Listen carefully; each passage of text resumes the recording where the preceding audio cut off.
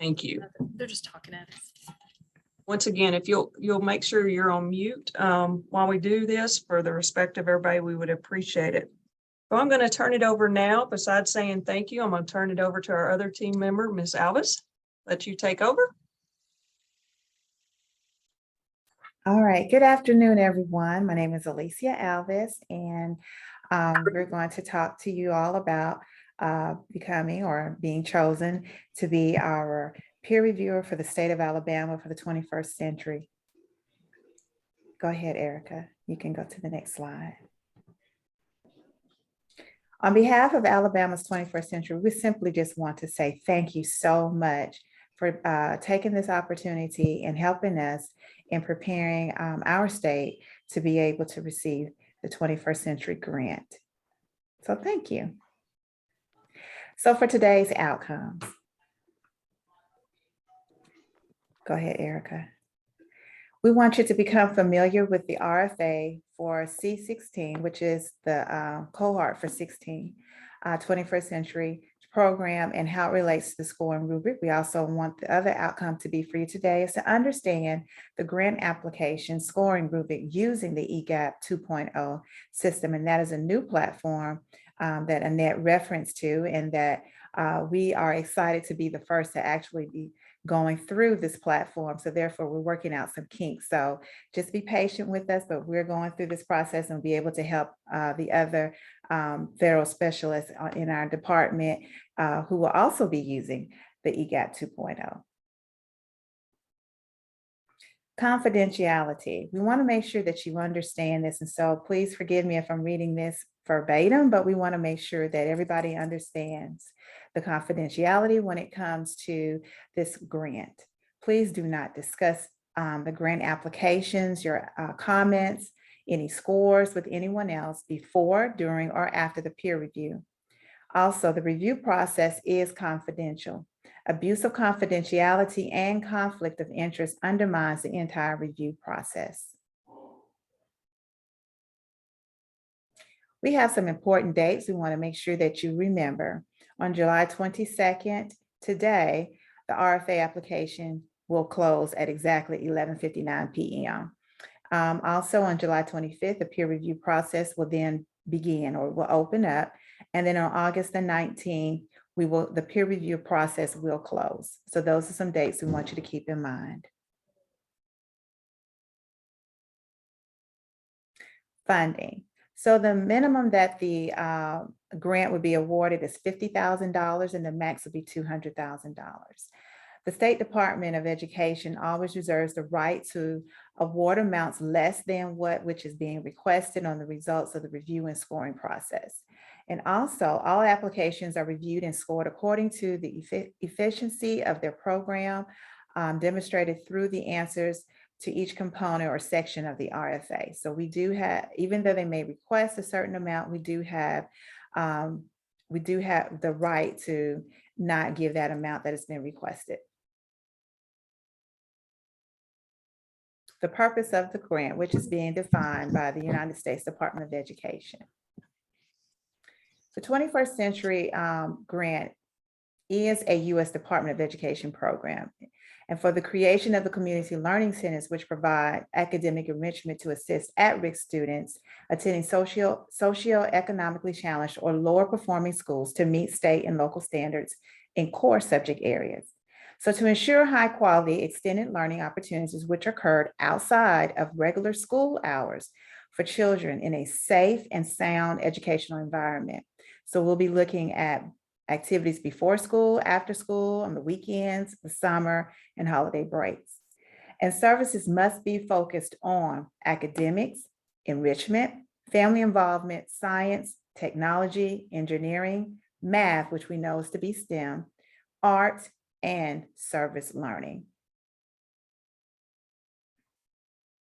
In addition to the purpose of the grant, we want to provide opportunities for academic enrichment, including the provision of tutorial services to help students, and this is particularly students in high poverty areas and those who attend low performing schools to meet challenging state and local academic standards. We also want to offer students a broad array of additional services, programs, and activities that are designed to reinforce and complement the regular school day academic program of participating students.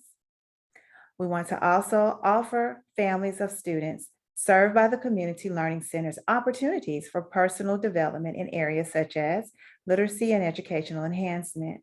The community learning center should develop and nurture the potential for parents and families to assist in instructing their children while supporting their children's academic success and social development.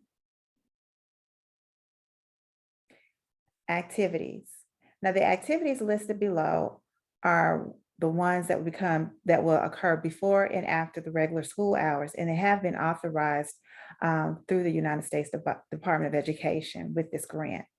So educational activities and academic enrichment learning programs to assist students in improving their academic achievement, mathematics and science educational activities interrelated with STEM engagement, arts and music educational activities, financial literacy and entrepreneurial educational programs, tutoring services, including those provided by senior citizen volunteers, and mentoring programs. Programs that provide after-school activities that emphasize language skills and academic achievement for English learners and migrant students.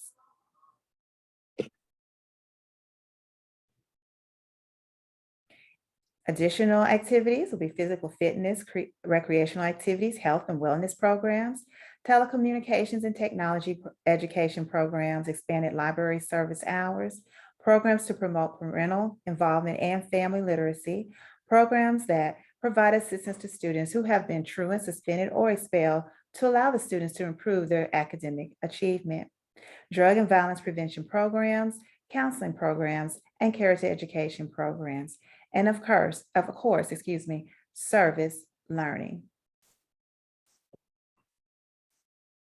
Annette, will you please talk to them about EGAP 2.0? Happy to talk to you about EGAP 2.0 as we learn together and grow together. Thank goodness for Yolanda and Melinda and all the other people in our office that are chipping in to try to help us learn and grow. And Marcus is going to get on a little bit later and do a demo. So we'll be a little quicker in showing you this process because he's going to come on live at 3 o'clock and we want to make sure we can have him on. First, using your login, you will have your full email address, and that is very important to use your full email address. And most of you should have received yesterday an invitation from EGAP to set up your account. So assessing the grants to review, you're going to obviously be a reader review. And you want to make sure that you're in the correct year. If you look down at the bottom, you want to make sure you're in 2023. And then you will be able to get access to the proper year and the proper grants.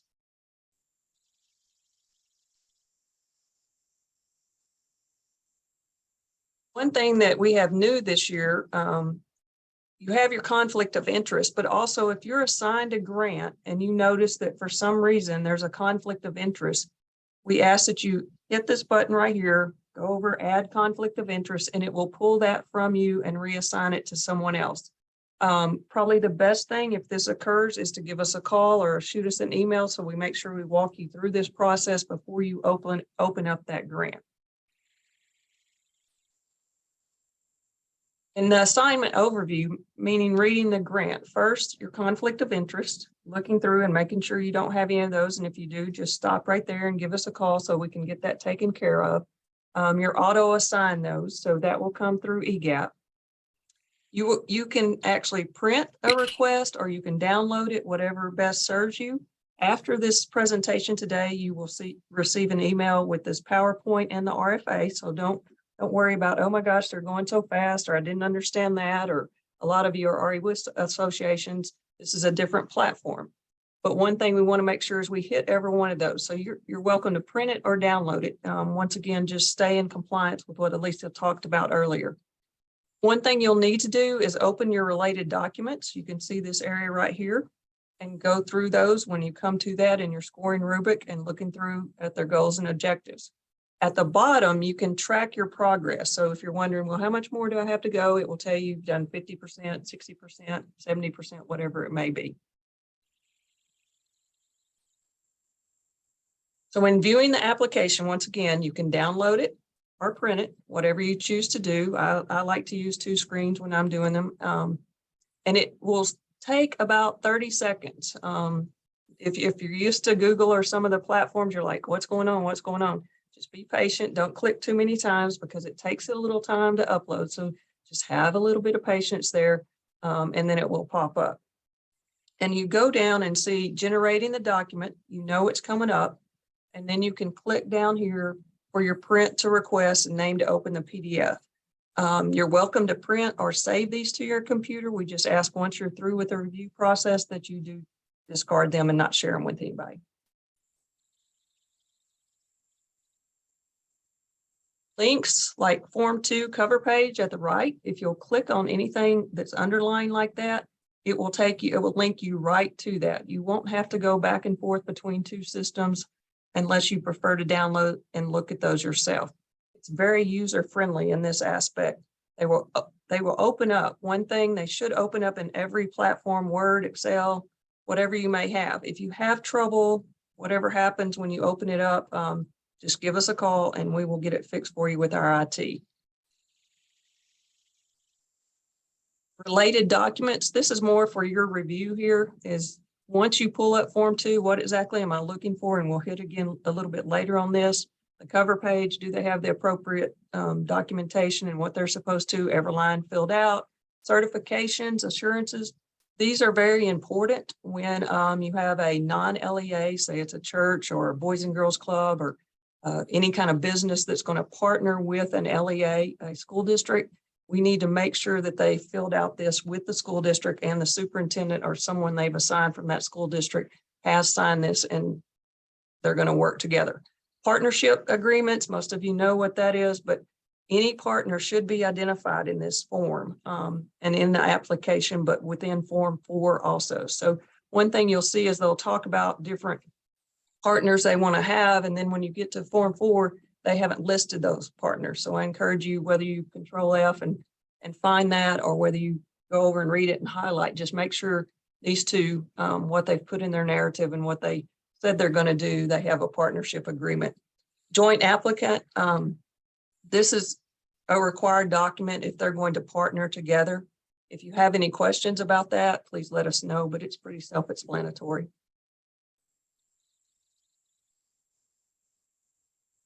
Form 6, once again, is your related superintendent, principal.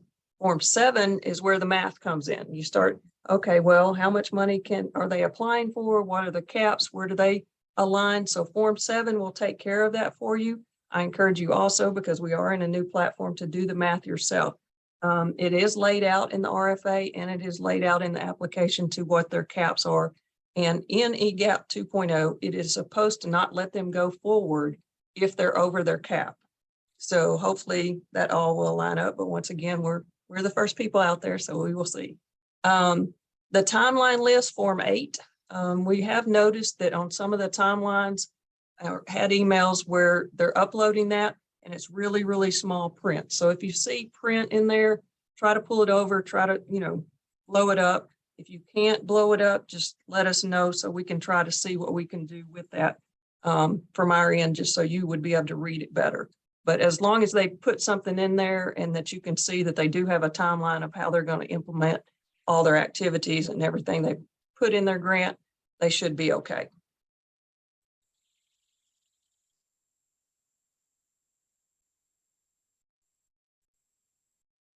So one question we've had a lot is, if you're an LEA or a non-LEA, which documents do I need? And what we've encouraged them to do is, in every part that there's a related document, that if it doesn't apply to them for whatever reason that may be, there won't be very many of those, they need to put something in that space. So if they are a business, they're going to need to have their 501c3 form in there. If they're a nonprofit, if they're a business, what is their license? And it has to be from Alabama. So they should have something in every one of these. We have had questions on our FAQs and in our office hours a lot about safety documentation. This is laid out clearly in the RFA, but you're looking for building, fire inspection, ADA compliance, those kind of things. And the audit itself will be in there as far as if they have to have an audit, if they've agreed to that and they have a company that's going to do that.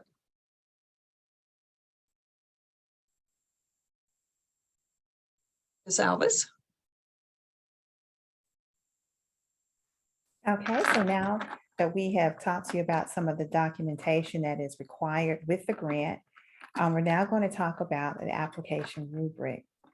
So first of all, the minimum of the points that applicants would need to be able to receive in order to meet the criterion is 191. That's the minimum, 191 points. When you're scoring the application, we want to make sure that you follow these instructions right here. And here are some screenshots of all of this. So you're going to click on your application rubric and it's going to flow for you when you're doing your scoring. One of the things we want you to be mindful of is that if you see an asterisk, then that means that field must be completed. It must be is required. As you are scoring, you're going to get a running total. It's like a live platform of as you're working through it. In addition, we want to also let you know that this platform has a timeout. So if you're working on a screen, if you work beyond 60 minutes and you didn't save your work, that as you were scoring, you're going to lose it. But we are suggesting that. I'm sorry, can you turn the volume up? The volume has dropped down drastically. Is that the case with you, Annette, and anyone else, or is it just that particular person? I can hear just fine. Okay, thank you. So when you're scoring the application, just note that when you're working on the platform, it will time out at 60 minutes. So we want to encourage you that you save as you work so that you don't lose your information. And it'll also say at the bottom, if you look right up under the last bullet, there is a little screenshot and it says EA. That is letting you know right now that is the amount of time that is left on a particular screen. So for example, if I was working on that screen, it would show that I have 59 minutes left. So we want to make sure that you are aware of that.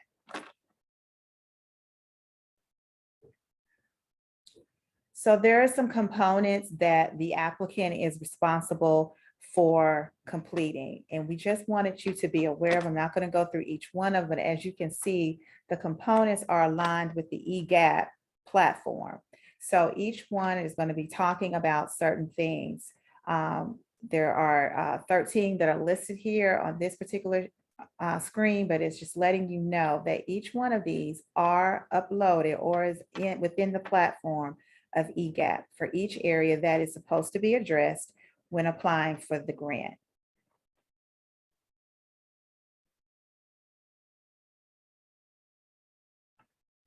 Then on this slide, you will see that it continues on to component number 20. So everything that is supposed to be addressed when it comes to the format of the application, it is in alignment with the EGAP platform. We also want you to note that we realized after we had published the grant that there was a component that was duplicated, and that was components 4 and 12. So if you see that, we have tried to make sure that our applicants were aware. We have made them aware. Some may not have known this, but we just told them to just duplicate it so there wouldn't be any missing parts on there. But component 4 and 12 are aligned and will receive the points that we have assigned to it. Just go ahead and give them those points. When it comes to competitive priority points, the competitive priority points came about when we realized that there were additional points that applicants could receive. And so these points can be given, but they must meet the 191 points without this.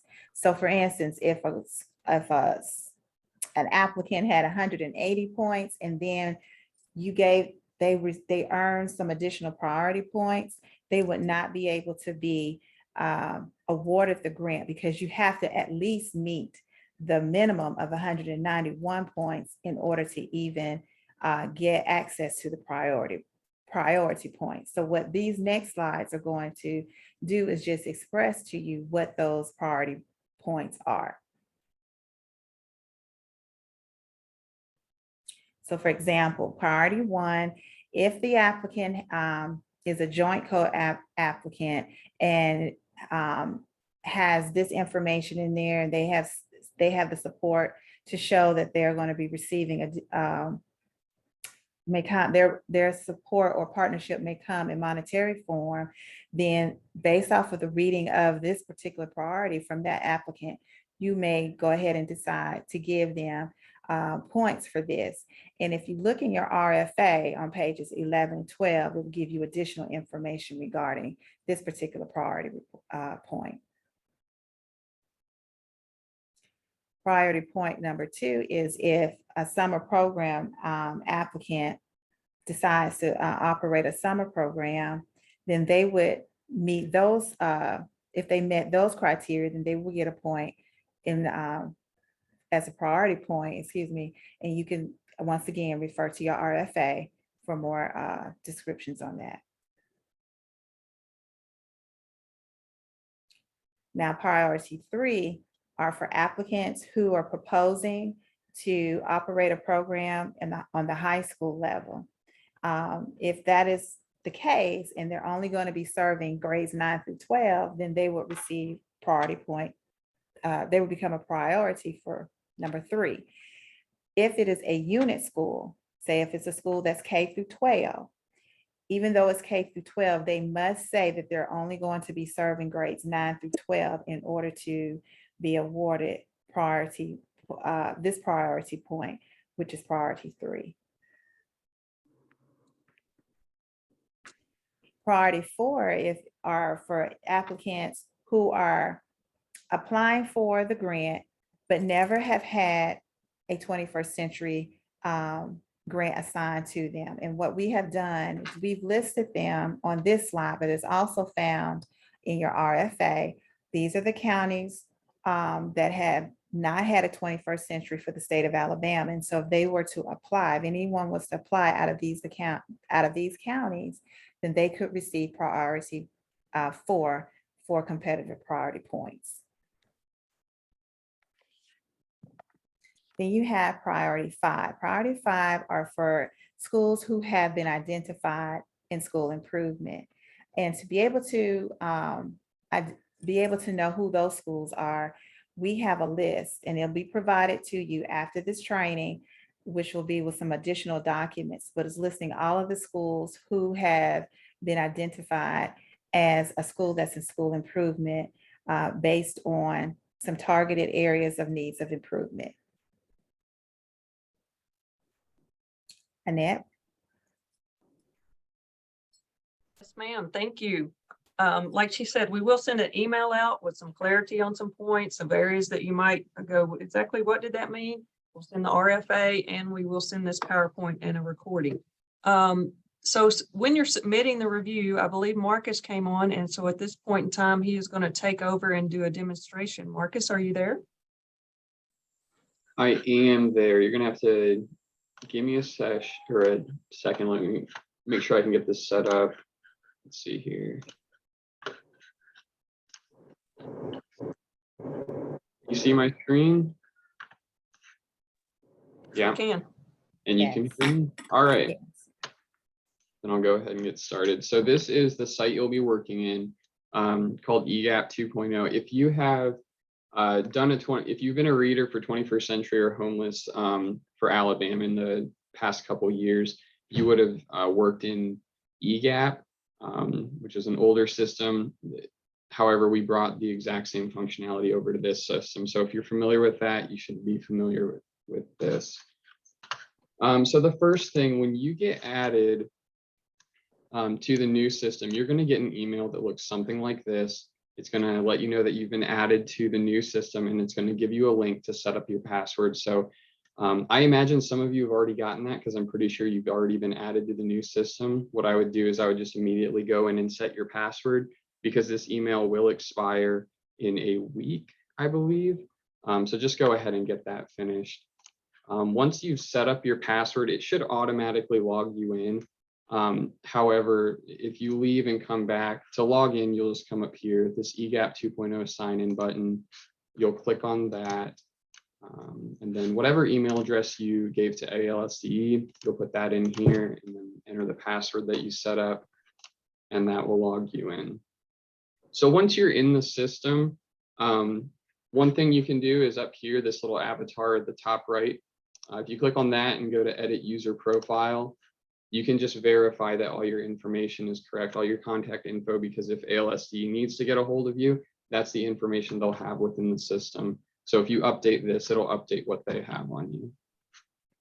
The next thing you need to check is this over here on the left-hand navigation menu. There's this reader review link, and you're going to be doing pretty much all of your work. Well, really all of your work within this section. So if you don't see that, there's an issue, contact ALSDE.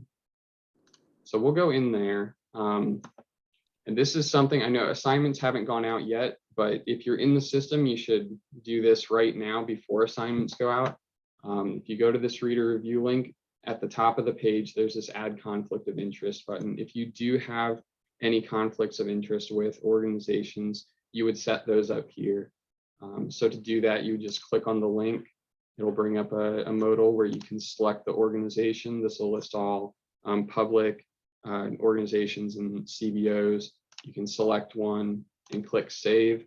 And what that'll do is when assignments do go out, it'll verify that none of them go to you for that organization. So you don't have to worry about getting assigned an organization that you shouldn't. And then to delete that, you would just hit the delete button here to remove that if you realize that you added one you didn't mean to. And you can add as many as you need to. Once assignments have gone out, you'll come here. Again, this is the reader review page, and you'll need to select fiscal year 2023. Nothing will show up in 2022, and since technically we're in 2022, it will default you to 2022. So you'll have to change that to 2023 to see any assignments.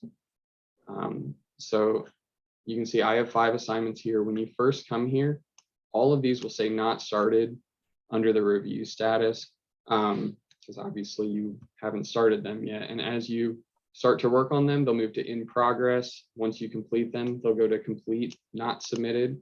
And then once you've submitted it, it'll go to complete submitted.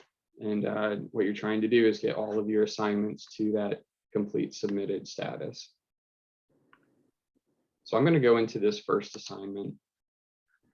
So on this, all of these assignment pages are going to, for each application, this is going to look the same. At the top of the page, it's going to give you some details for this assignment. Below that, it's going to have another notice, like just a last chance, like, hey, do you have a conflict of interest with Bibb County? And if you do, after the assignment's already gone out, you can still click here and add it as a conflict of interest, and that'll reassign the application to someone else. So that's why you want to do it beforehand, so you don't have to give someone else an assignment once they've gone out. Yeah, so this table down here, this will have all of the data that you need to do your review. So this first link here, this is going to allow you to do a PDF download of the data that the applicant has filled out. And then underneath that, this related documents, any forms that they've uploaded as part of their application, all of those links will be here. So right here, this Form 2 cover page, this is the prompt that the applicant was given. And then this link here, this is what they uploaded for that. So let's look at the application download first, because if you did use the previous system, this process is a little bit different. In the previous system, I think you just click that link and it would automatically try to generate a PDF and download it. However, in the new system, we have this print request page. It works the same way. It's still going to take that application and convert it to a PDF. However, that process can take a while. So I'm going to go ahead and just do this. What it does is it automatically fills out this document name, and this is something that's editable. If you want to change that name, you can. This is This is the name it will give to the PDF file when it generates it. And then this email address, it will default to your account's email address. I would just leave that as it is. So we'll hit print. What this is going to do, like I said, this will try to convert it will convert the application to a PDF. However, it tries to do it within 30 seconds. If it does it within 30 seconds, it'll automatically pop up in the browser so that you can view the PDF and download it from the browser window. However, if it takes longer than 30 seconds, it'll remove this overlay so you can still access the system, and it'll let you go back to your assignment.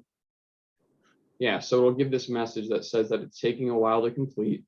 It'll allow you to go back to your assignment, and it'll send you an email once that PDF has finally completed processing. And I'll show you what that looks like. So what you can do, you can just return to your assignment. Maybe you can download the related documents and wait for that email. And that email is going to look like this. It basically says your print request titled, whatever title you had entered into that document name, it'll show you there so you know which one you're looking at. It'll say that it's been created. There are two ways to view it. The first one is this link. It gives you a link directly to that download.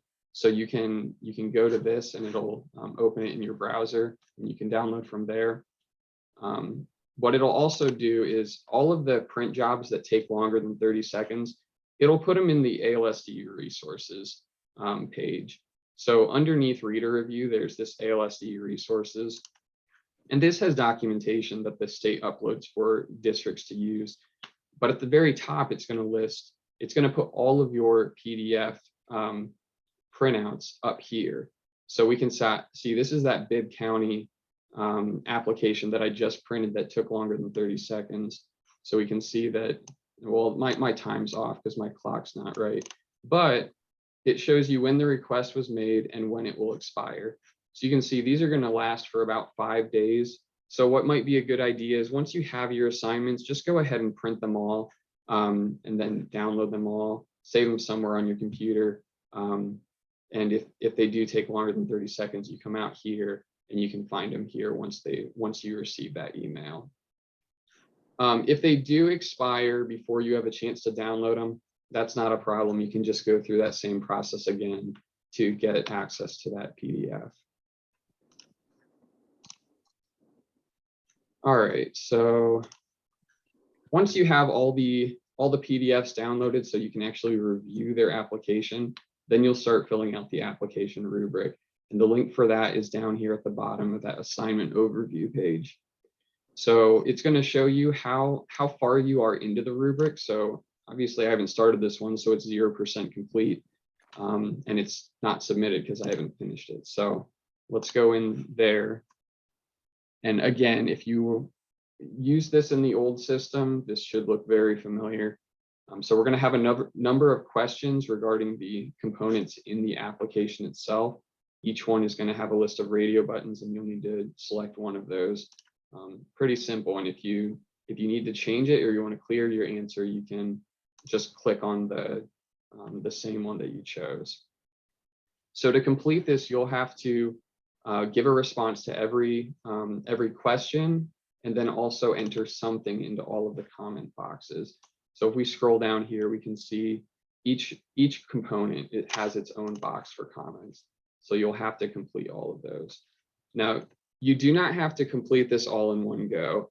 I know everyone is going to have their own process of filling these out, but you can start and stop at any time. You just have to save your information, and the save button is going to be up here in the top left corner, and it's just going to stay there for you. So we can answer a question and just hit save and keep going. As long as you hit save, you're not going to lose that data. It's going to give you a message that lets you know that it was saved successfully. So I answered 2 questions and saved. If I go back to the assignment overview, now I can see I'm 4% into the application rubric. Again, still not submitted. And if I go back in there, then I can see it has my answers. So I mean, this works if you're jumping back and forth between assignments, or if you're logging out, it's still going to be there. So All right, so now we can see that first assignment, we can see it's now in progress.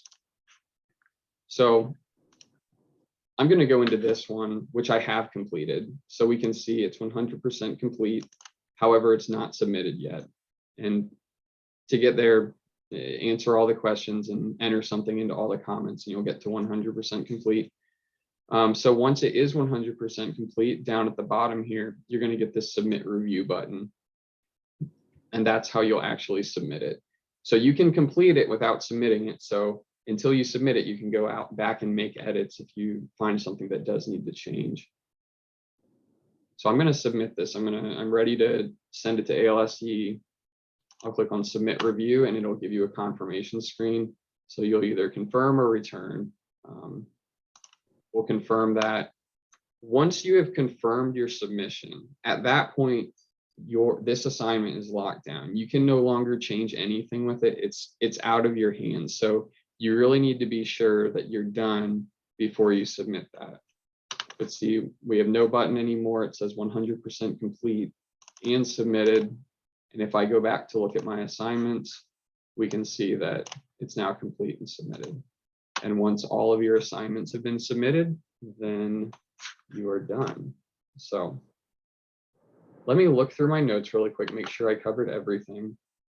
I believe I did. So Annette, I don't have much time, but if you have a few quick questions, I can answer them. Come on, you need to get the fuck out the way. So does anybody have any questions that we want to pose to Marcus real quick? If not, we'll just take them as they come through our email and then submit them to him.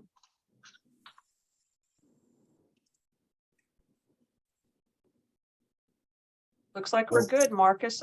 Thanks for all you're doing and all your help. We will definitely be in touch as we have questions from the grantees or from the peer reviewers. But thank you for everything. Yep, no problem.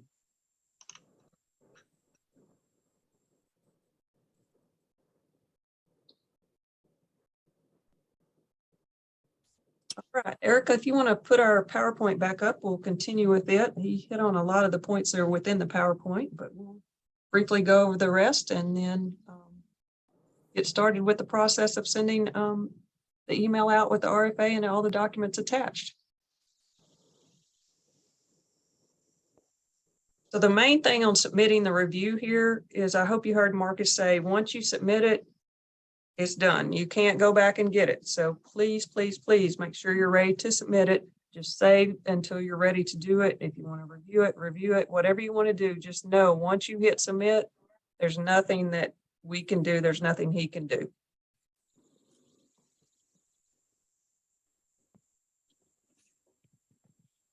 He just went over this part as far as seeing where you are. I would ask, knowing that you have about 3 weeks, so pay attention to, your progress. You're doing one a day or one every other day or however you're doing them, but pay attention to the timeline. It just depends on if you're used to reviewing these, how quickly you'll be able to do it, matching up the components and the needs assessment and the documents. But overall, I'm assuming it might take you an hour to an hour and a half. If you're familiar with doing this, but just pay attention so you can pace yourself out to make sure you meet the deadline, please.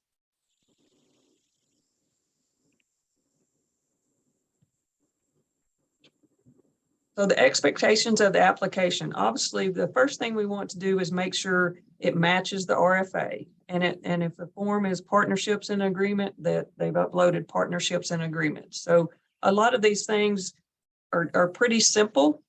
But you'll see, as you know, people will upload things in the wrong area. So just pay attention to make sure they're meeting the whole expectation of the RFA in order to get the points and receive the points. Goals and objectives, this is very clear. Most of you being in education, we're used to this, but there are some people that we've asked to be peer reviewers that are not. We need to make sure that the objective aligns with the goals. And this is a good example for you to read right here. Look for your key indicators, the keywords such as improve, regularly attended, at risk, and then go to your objective and make sure they're aligning that 80% of attending the program, grade appropriate proficiency in reading. Here's some more examples. Again, we'll send this out to you, but these just give you some examples of, okay, I'm not familiar with the goals, but what could they be? And then how do I align them with objectives? If you're not familiar, you may take these and write your own objectives or switch it up and write some of your own goals before you actually go in the system and give anybody else credit or non-credit, or get in touch with us and we can send you some more examples. The needs assessment, as you know, is a big component, a big measure. How do we know that they need this grant? Does their school, community, or out of school programming? There's a ton of funding out there right now. We want to make sure that they're actually going to use this funding for something new and something that meets the needs assessment of their district and all their data.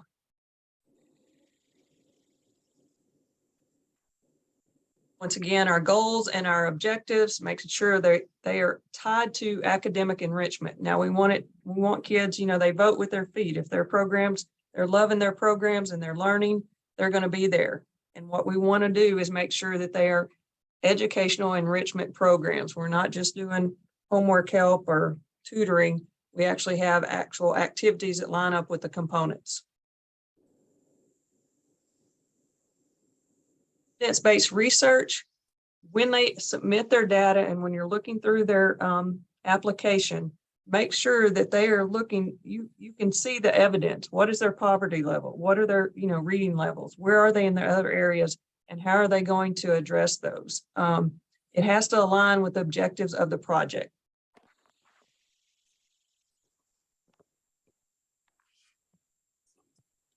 Measure 4, they must ensure that the program is going to achieve their goals as they go. And so what we're saying here, they're going to have 50% in year 1, 80, 60, whatever, that it's going up from 50 to 60 to 80, and that they've defined those and laid those out in their performance measures, and that they're actually working, everything aligns to strengthen the program.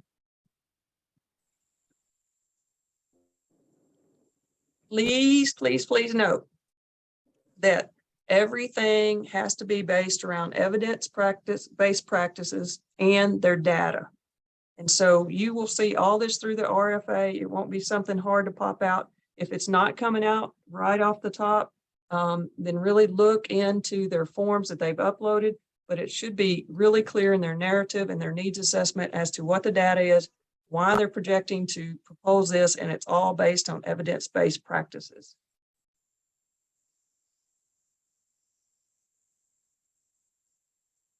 Ms. Alvis?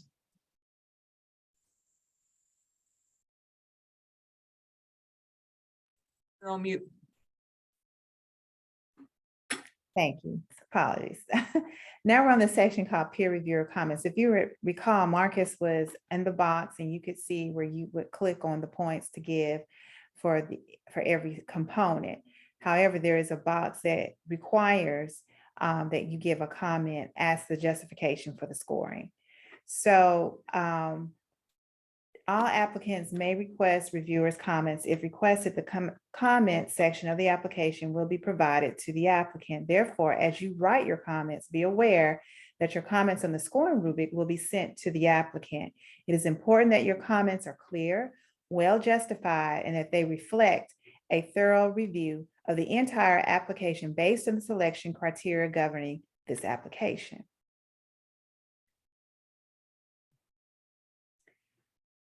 The comments are essential, so you need to be specific, evaluate rather than simply describe, document your evaluation, be tactful, use complete sentences, and use proper grammar and spelling.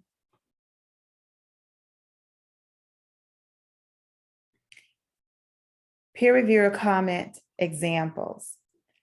Subjective comments sound like this: weak narrative, I need more. That's a personal comment, and it does not identify why the narrative is weak. Here's an objective comment. The narrative did not include sufficient detail for the reviewer to understand what specific contribution each partner is making to the program. The applicant did not include any letters of commitment or similar documentation to support commitment by its partners. It's not personal. It clearly identifies the weaknesses in the application. So we want to make sure that you're being objective and not subjective.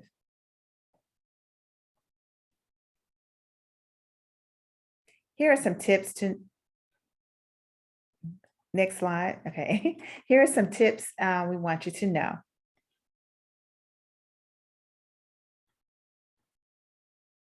Check the status of the application.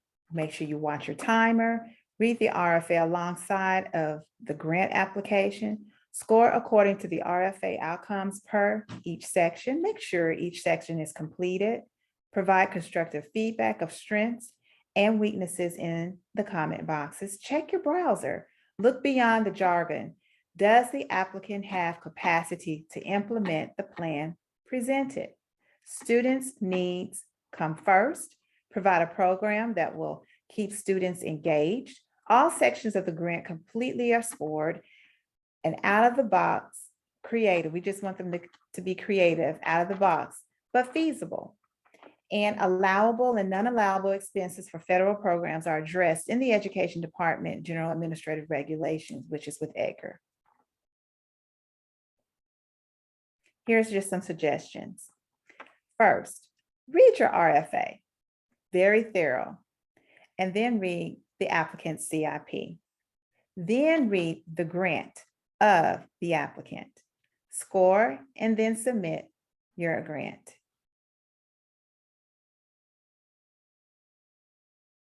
Here are just a few resources that we thought we would share with you that we have made our applicants aware of and they are aware of to use. And so we just have a listing of those, but these are some resources that you should be able to find throughout the grant as you read them.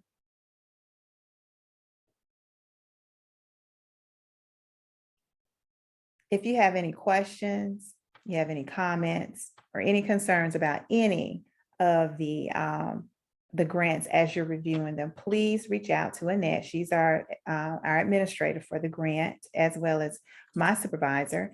And you're welcome to contact me. Here's our contact information, our direct phone numbers to reach us, and our email addresses if you have any questions. No question is too small or too big. We want to make sure that you thoroughly understand, because we really want to make sure that we're making a difference specifically for the children in whom we serve in the state of Alabama. Thank you. You did a wonderful job. Also want to let you know, you will receive an email, like she said, with the updated PowerPoint. It has a few other things, and this one does a few corrections on this one. We also will you will receive a couple other forms. If you have trouble opening those forms, let us know. But basically, they will be extra. You can use them or not use them in the process of grading your rubric. I know, Erica, you wanted to touch base real quick. Yes, so you should have received an email from me. If you haven't, send me a message right quick, or you can send me an email with your email address and I'll send it to you. I have a few email addresses that Annette sent me today that I still need to send the forms to, but complete the forms and then send them back to me by 2 weeks from now. I'll be able to look through most of the forms and we'll have you in the system. So yeah. We have one question that I'll go ahead and address here in the chat box. We gave an example of a weakness only on comments. We would love to have your comments, both positive and the areas of concern. Please take time to do that. Any other questions that we need to address right now? Like we said, we will be sending out the RFA, some documents, and then the updated PowerPoint. You will get an email from EGAP. If anybody has trouble with that, give us a call, email us, and we will be here for you. We thank you again for working with us as we go through this new system with the ultimate goal of serving our kids and giving these kids the opportunity of a lifetime in their after school. So thank you again. Have a great Friday. Thank you.